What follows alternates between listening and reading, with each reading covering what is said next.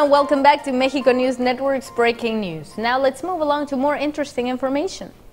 The color red has been often associated with power, seduction, and even violence. It's a color that pops and does not go unnoticed. It's a color that tells us to stop, but also to love. And would you ever imagine that there is a wonderful red dye that comes actually from nature? It comes from a little bug known as American cochineal.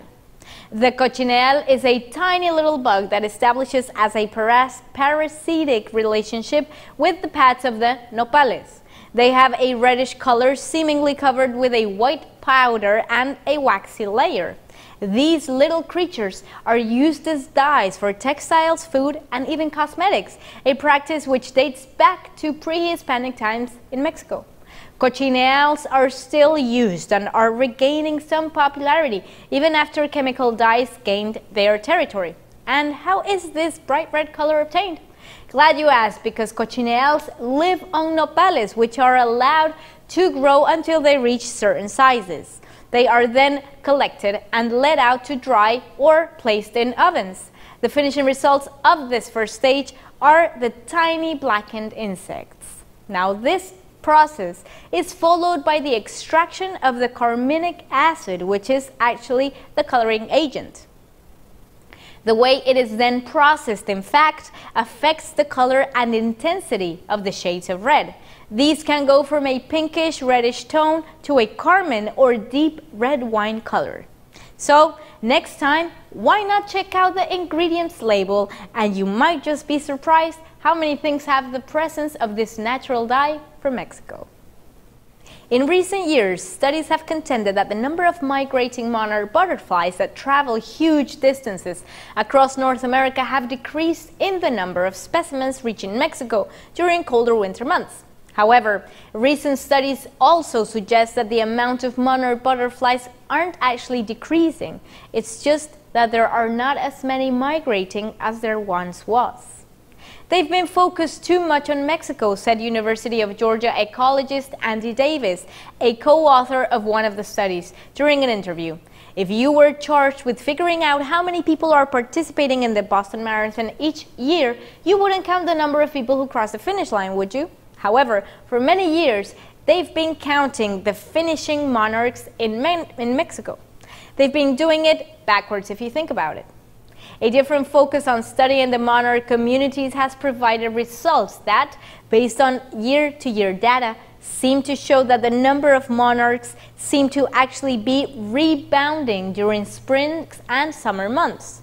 What is declining is the migration itself, Davis added.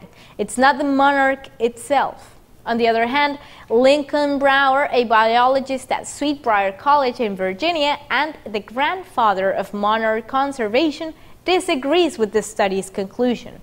During an interview with the Washington Post, he defended the data drawn from numbers in Mexico and expressed skepticism toward results drawn from the summer census used in Davis' studies. The biologist explains that the summer census is done in places where these butterflies gather, suggesting that results may be a bit biased. Regardless of the scientist's points of view, monarch butterflies are an essential part of ecosystems in Canada, the US, and Mexico, and they, along with their habitats, their migrating routes, and their source of food, are in definite need of protection. In more information, August marks the start of the nesting season for turtles. And like every single year, government authorities and citizens take measures to protect these great reptiles. The government is modernizing the tools employed to protect turtle nests and using drones to allow the Profepa to conduct all its operations. With the use of drones, the agency hopes to expand its coverage and improve the accuracy of its protecting of species, as well as industrial inspections, mines, forestry, and all other responsibilities. This measure will serve to monitor coastal area and counter the illegal trade of turtle eggs. The objective is to fully eliminate the marketing, extraction, and distribution of turtle eggs, as well as preserving the endangered turtles requires that all eggs in the nests be protected. Humans are definitely the turtles' #1 threat. However, baby turtles are also threatened by birds, dogs, crabs, and even sharks.